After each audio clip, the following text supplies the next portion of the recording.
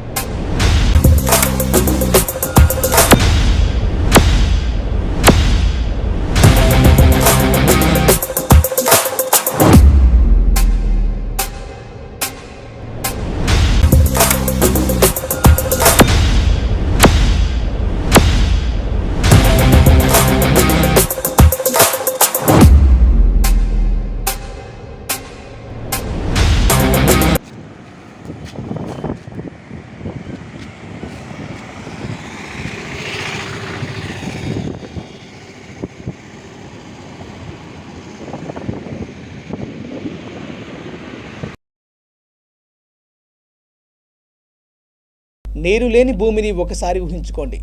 పచ్చని చెట్లు, పారే నదులు, జీవులు, మహాసముద్రాలు ఏమీ ఉండవు. ఇవేవీ లేకుండా ఎండిపోయిన మట్టి గడ్డలా ఉంటుంది భూమి. అంతటి అమూల్యమైన నీటి విలువను తెలుసుకోవడానికి, దానిని వృధా చేయకుండా అవగాహన కల్పించడానికి ఈ రోజుని కేటాయించారు. కానీ మనం ఏం చేస్తున్నాం? ప్రకృతి మనకందించిన అమృతాన్ని విషతుల్యం చేస్తున్నాం. ఆధునికత, అభివృద్ధి పేరిట ప్రకృతిని ధ్వంసం చేస్తూ పర్యావరణాన్ని విషవలయంలోకి నెట్టివేస్తున్నాం. మానవ మనుగడకు ఫ్యాక్టరీలు, కర్మాగారాలు తప్పవు. కానీ రాకెట్ ద్వారా అంతరిక్ష ప్రయాణం చేస్తున్న నేల విడిచి సాము చేయరాదని పెద్దల సూక్తిని మరవకుండా ఉండడం మంచిదే కదా. ఎన్నో సంఘటనలు ఇందుకు నిదర్శనంగా నిలుస్తున్నాయి. పుణ్యనది గోదావరి పరివాహక ప్రాంతంలో పుట్టడం తమ పూర్వజన్మ సుకృతంగా భావిస్తున్న ఈ ప్రాంత ప్రజలకు నేడు సరఫరా చేస్తున్న నీరు కలుషితం అవ్వడానికి కారణం మనమందరము కాదా? ఒకసారి మనల్ని మనం ప్రశ్నించుకుంటే తెలుస్తుంది. అనేక సంవత్సరాలుగా పరిశ్రమల ద్వారానే కాదు, ప్రజలు నివసించే కాలనీల నుండి కూడా మురుగునీరు, వ్యర్థాలు, విష పదార్థాలై గోదావరిలో కలుస్తున్నాయి. శుద్ధ జలాలను ప్రజలకు అందిస్తామన్న ప్రజాప్రతినిధుల మాటలు నీటి మూటలై ఎన్నికల నినాదంగా మారాయి. అన్ని విభాగాల తనిఖీల అధికారులున్నా వారి చేష్టలు కాగితాలకు, హెచ్చరికలకు మాత్రమే పరిమితమవుతున్నాయి. మరి ఈ పాపం ఎవరిది? మంచినీటి సరఫరాలో తిలాపాపం తలా కొంత అన్నచందంగా ఉంది. తన వ్యక్తిగత స్వార్థ రాజకీయం కోసం, లబ్ధి కోసం పనిచేస్తున్న పాలకులదే కాకుండా నా కుటుంబానికి, నా అనేవారికి మాత్రం మంచి జరగాలని కోరుకుంటున్న వారిది. తమ నాయకులకు ఒత్తాసు పలుకుతూ కళ్ళ ముందే తప్పు జరుగుతున్నా ప్రశ్నించలేని స్వార్థం కూడిన మనిషిది. తెలంగాణ రాష్ట్రం ఏర్పడ్డాక ముఖ్యమంత్రి వర్యులు కేసీఆర్ మిషన్ భగీరథ పథకం ద్వారా ప్రాజెక్టుల నిర్మాణం, మిషన్ కాకతీయ ద్వారా చెరువుల పునర్నిర్మాణం చేపట్టి టీఆర్ఎస్ ప్రభుత్వం పరిశుభ్రమైన, సురక్షితమైన నీటిని ఇంటింటికి నల్లా ద్వారా అందిస్తుండగా తెలంగాణ రాష్ట్రాన్ని సస్యశ్యామలం చేసేందుకు సాగు, త్రాగునీటి అవసరాల కోసం నిర్మించిన ప్రాజెక్టులకు గుండెకాయ లాంటి ఎల్లంపల్లి ప్రాజెక్టు పరిధిలో ఉన్న సింగరేణి కార్మికులకు మాత్రం కలుషితం నీరే సరఫరా కావడం శోచనీయం. గోదావరికని నది బ్రిడ్జిపై నుండి అనేక కారణాల వల్ల పలువురు ఆత్మహత్యలు చేసుకుంటుండగా కొందరు రివర్స్ పోలీసుల అప్రమత్తత, నిరంతర గస్తీ, జాగ్రత్తల వల్ల బ్రతికి బయటపడుతున్న చనిపోయిన కొందరి మృతదేహాలు కుళ్ళిపోయి నీటిలోనే ఉండడం వల్ల కొంత నీరు కలుషితానికి కారణమని పలువురు అంటున్నారు. ఇటీవల కలుషితమైన గోదావరి నీటిని తాగడంతో కొన్ని కుటుంబాలు అస్వస్థతకు గురై ఆసుపత్రిలో చికిత్స పొందుతున్నారు. ఇప్పటికైనా ప్రజాప్రతినిధులు, ప్రభుత్వ అధికారులు చేరుకొని పరిశుభ్రమైన నీటిని ప్రజలకు అందించాలని కోరుతున్నారు. సమస్త ప్రాణకోటికి జీవనాధారమైన నీటిని వృధా చేయకుండా కాపాడుకుందాం. భావి తరాలకు శుద్ధమైన నీటిని అందిద్దామని, నీటిని కలుషితం కాకుండా చూద్దామని ప్రమాణం చేయడమే కాదు, నేటి నుండే ఆచరిద్దాం. వృధాని అరికడదాం. జీవకోటి మనుగడకు చేయూతనిద్దాం.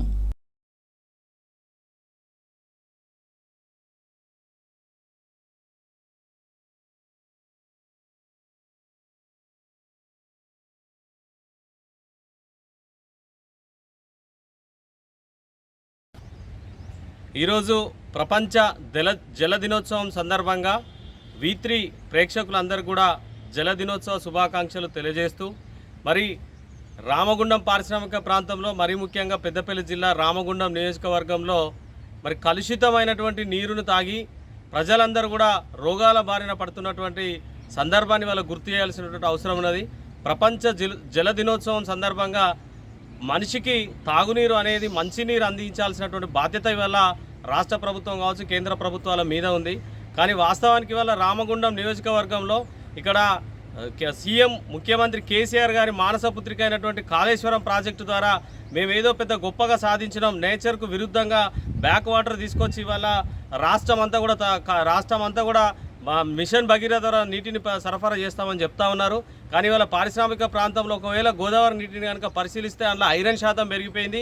ఇవాళ ఆర్ఎఫ్సిఎల్ నుంచి వచ్చే వ్యర్థాలు కావచ్చు, ఎన్టీపీసీ నుంచి వచ్చే వ్యర్థాలు కావచ్చు, సింగరేణికి సంబంధించి ఓసీపీల ద్వారా వచ్చేటువంటిది కావచ్చు, ఇక్కడ ఈ పారిశ్రామికవంతం పేరు గొప్ప ఊరు దిబ్బలాగా ఇవాళ ఈ వ్యర్థాలన్నీ కూడా తీసుకుపోయి ఇవాళ గోదావరిలో కలపడం వలన ఇవాళ పుణ్యస్నానాలు ఆచరించడానికి కూడా పనికిరాని స్థితిలో, తాగడానికి కాదు పుణ్యస్నానాలు ఆచరించడానికి కూడా పనికిరాని స్థితిలో ఇవాళ రామగుండం పారిశ్రామిక ప్రాంతం, నియోజకవర్గ ప్రాంతం దుర్భరమైన స్థితిని ఎదుర్కొంటా ఉంది. కేవలం ఆ కాళేశ్వరం ప్రాజెక్టు నీళ్లు గోదావరి బ్రిడ్జి దగ్గర ఎవరైనా ఆత్మహత్య చేసుకోవడానికి ఇవాళ ఈ ప్రాంత యువకులు, మహిళలు క్షణికావేశంలో ఆత్మహత్య చేసుకోవడానికి పనిచేస్తున్న తప్పితే ఇవాళ నిజమైనటువంటి శుద్ధి నీరు ఇవాళ లేనటువంటి పరిస్థితి.